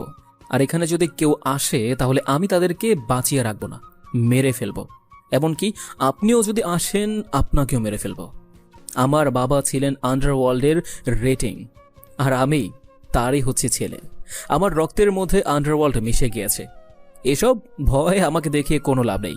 আমি আপনাকে সাবধান করতে এসেছি। আপনাকে আমি শ্রদ্ধা করি, কারণ আপনি আমার বাবার বন্ধু ছিলেন। তার জন্য আমার বাবাকে ওরা নৃশংসভাবে হত্যা করেছে। আমি সেটার প্রতিশোধ নেব। এর মধ্যে যদি কেউ আসার চেষ্টা করে আমি ভুলে যাব যে আপনারা আমার বন্ধু ছিলেন। আর আমি কি করতে পারি না করতে পারি এটা মনে হয় না আপনাকে আর নতুন করে বুঝিয়ে দিতে হবে। তুমি তোমার বাবা মার প্রতিশোধ নেবে, এটা আমিও চাই। তোমার বড় ভাইকেও ওরা মেরে ফেলেছে, না হলে তোমার জায়গায় তোমার বড় ভাই বসতো। তবে সব কিছু চেয়ে তোমরা 2 ভাইয়ের মধ্যে তুমি ছিলে সবচেয়ে বেশি বুদ্ধিমান এবং শক্তিশালী। তোমার বাবার সঙ্গে আমার কথা হয়েছিল যে তোমার বাবার পরে নাকি তোমাকে এই দায়িত্বটা দেওয়ার কথা ছিল। যতদিন পর্যন্ত তুমি বড় না হবে ততদিন পর্যন্ত তোমার বড় ভাই সেটা শাসন করবে। কিন্তু আফসোসের বিষয় কোনোটাই হলো না, ওরা আগেই মারা গেল। আর তুমি এই আন্ডারওয়ার্ল্ডের দায়িত্ব নিলে। শোনো, আমি তোমার কাছে একটা কথা বলছি, সেটা হলো তুমি সাধারণ মানুষের কোনো ক্ষতি করবে না, ওদের যেন কোনোভাবেই কোনো ক্ষতি না হয়। আর আমার তোমার উপর অনেক বিশ্বাস আছে যে তুমি এমন কাজ করবে না যে তার জন্য সরকার সাধারণ মানুষের কোনো ক্ষতি হবে। ওরা কতটা খারাপ সেটা আমি খুব ভালোভাবে জানি। ওরা তুমি যদি না থাকতে তাহলে ওরা পুরো দেশটাকে সরকার বানিয়ে দিত। তারপরে আকাশ চলে আসে। আকাশ মন্ত্রী সাহেবকে অনেক সম্মান করে মন থেকে, কারণ মন্ত্রী সাহেব তার বাবার বন্ধু ছিলেন, সেজন্য আকাশ অনেকটা শ্রদ্ধা করে। তারপর আকাশ তার গোডাউনে চলে আসে, আর গোডাউনে আসার পরে দেখলো তার হাজার হাজার ছেলে সেখানে গাড়িতে করে আসছে, হেলিকপ্টারে করে আসছে, সকল জায়গা থেকে চলে এসেছে। আকাশ ওদের সঙ্গে কথা বলতে থাকে চারিদিক থেকে অ্যাটাক করার জন্য। আকাশের ফোনে তখনই একটা কল চলে আসলো, আর আকাশ কলটা রিসিভ করলো, আর ওপাশ থেকে লেডি কুইন তাকে বলতে লাগলো, কিরে, তোর কিছু কাছের লোকজনকে আমি ধরে এনেছি। তুই তো অনেক আইডিয়া করে তোর মানুষটাকে পাঠিয়ে দিয়েছিস, না হলে ওটাকেও ধরিয়ে আনতাম। চলে আয়, তোর সঙ্গে অনেক হিসাব নিকাশ বাকি আছে। আকাশ কলটা কেটে দেয়, আর আকাশ কলটা কেটে দেওয়ার পরে সবাইকে নিয়ে সেখানে যেতে থাকে। আর যাওয়ার সময় সকল মানুষ তার দিকেই তাকিয়ে আছে, আর আকাশের নামে বাহবা দিতে লাগলো। আকাশ হেলিকপ্টারে করে যাচ্ছে, আর কিছুক্ষণ পরে হেলিকপ্টার সেই জায়গায় চলে আসলো, আর হেলিকপ্টার থেকে নামলো। আর আকাশ সেখান থেকে নামার পরে সবাইকে বুঝিয়ে দিল আশেপাশে থাকার জন্য। ওরা যেন কোনোভাবেই বুঝতে না পারে যে আকাশ সবাইকে নিয়ে এসেছে।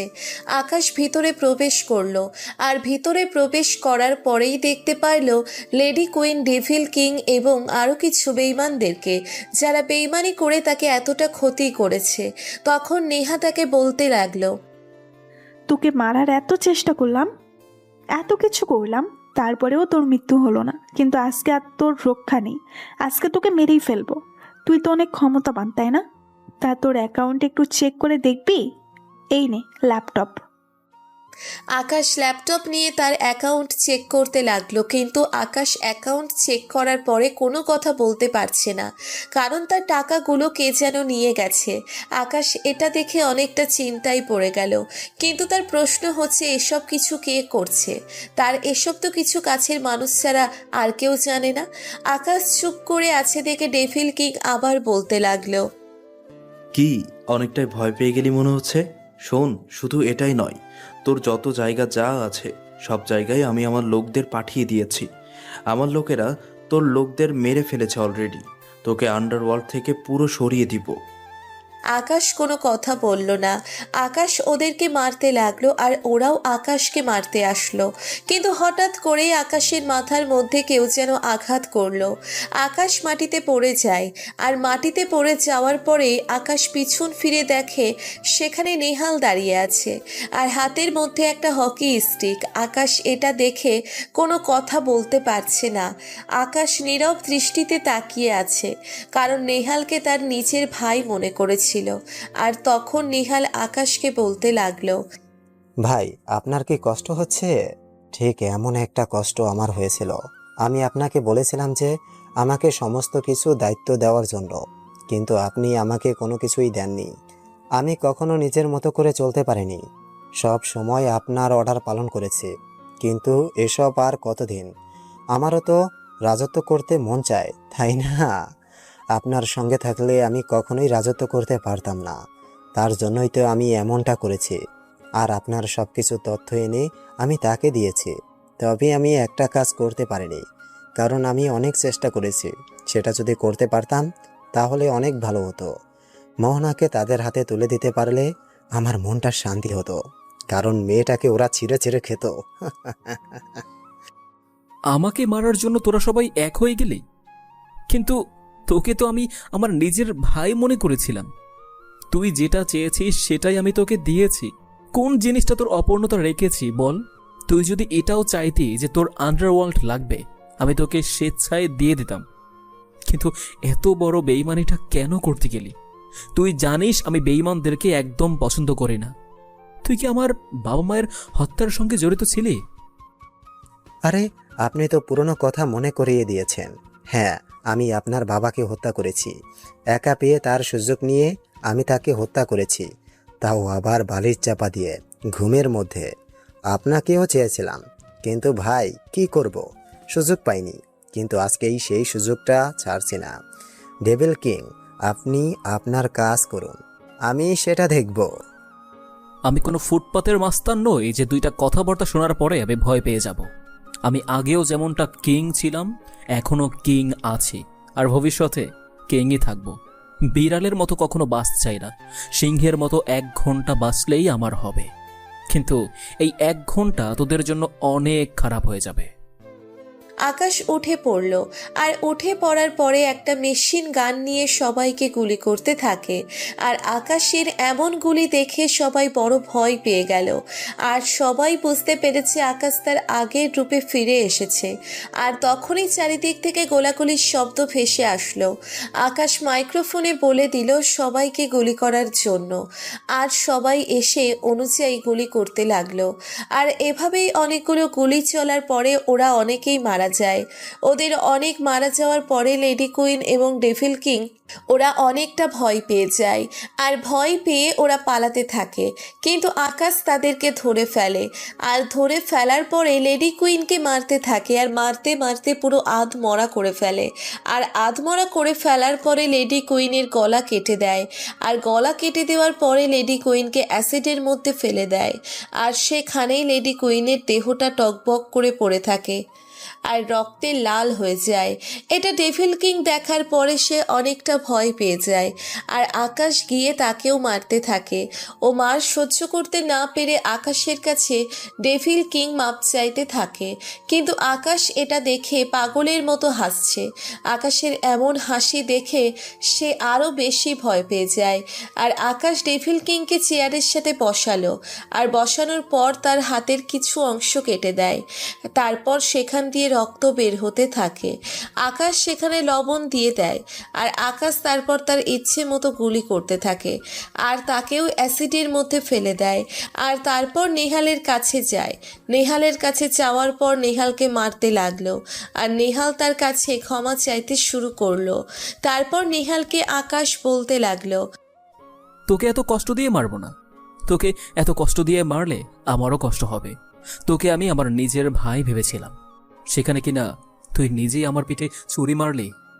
তারপর আকাশ নেহালের বুকের পাঁজর বরাবর একটা গুলি করে দেয়। আর সেই গোডাউন থেকে বের হয়ে সেখানে ব্লাস্ট করে দেয়। আর দাউ দাউ করে পুরো গোডাউনের মধ্যে আগুন জ্বলছে। আর বাকিরা বলছে মৃত লাশগুলোকেও রেহাই দিল না। আকাশ এসব শুনে মুচকি হাসি দেয়। আর এভাবেই পার হয়ে গেল 3 দিন। চারিদিকে শুধু একটাই নিউজ হচ্ছে, আকাশ ওরফে ড্রাগন কিং সে তার নিজের প্রতিশোধ নিতে পেরেছে। তারপর আকাশ সেই টাকাগুলো গরিব মানুষদেরকে দিয়ে দেয়।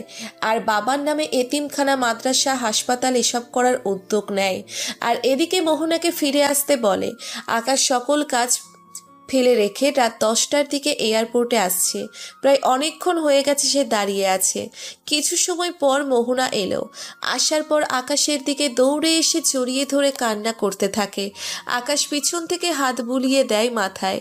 মোহনা আকাশের বুকের মধ্যে কিল ঘুষি মারতে থাকে। আকাশ এদিকে মোহনাকে গাড়িতে উঠতে বলল। আর মোহনা গাড়িতে উঠলে আকাশ ড্রাইভ করতে থাকে। আর তখনই আবারও মোহনা এসে এক হাত জড়িয়ে ধরল আর বলতে লাগলো, কথা দাও আমাকে আর কখনো তুমি দূরে রাখবে না। তুমি ছাড়া আমার জীবনে কেউ আছে বলো? আমার কতটা কষ্ট হয়েছে সেটা তুমি জানো। আকাশ একটা হাত শক্ত করে ধরল আর মোহনাকে শক্ত করে ধরল। আর কিছুক্ষণ পর বাসায় আসলো। আর বাসায় আসার পর ফ্রেশ হয়ে বাহিরের থেকে খাবার নিয়ে আসলো আকাশ। আর দুজনেই খাবার খেয়ে নিল। খাবার খাওয়ার পর মোহনা নিউজ দেখছে সাংবাদিক সম্মেলনের। তারই জামাইয়ের কথা শুনছে আর আকাশের সাথে ফাজলামো করছে। একসময় মোহনা বলল, আচ্ছা তুমি সবার কথা বললে, সবার কষ্ট বুঝলে, সেটা আসলেই ভালো কথা, কিন্তু আমি তোমার বউ, আমার একটা স্বপ্ন পূরণ করবে না বলো? আমার একটা কিউট বাবাই অথবা আম্মু চাই, যে পুতুলটা আমাকে সারা দিন চালাবে।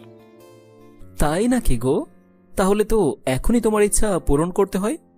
এসব নিউজ দেখতে হবে না, এখন কাছে আসো। আকাশ মোহনাকে জড়িয়ে ধরে তার ঠোঁটজোড়া দখল করে নিল, আর মোহনা রেসপন্স করতে লাগলো। আর এভাবেই না হয় চলতে থাকুক তাদের মিষ্টি ভালোবাসার গল্পটা। নতুন নতুন ভালোবাসার গল্প পেতে আমাদের চ্যানেলটি এখনই সাবস্ক্রাইব করে পাশে থাকবেন আশা করি।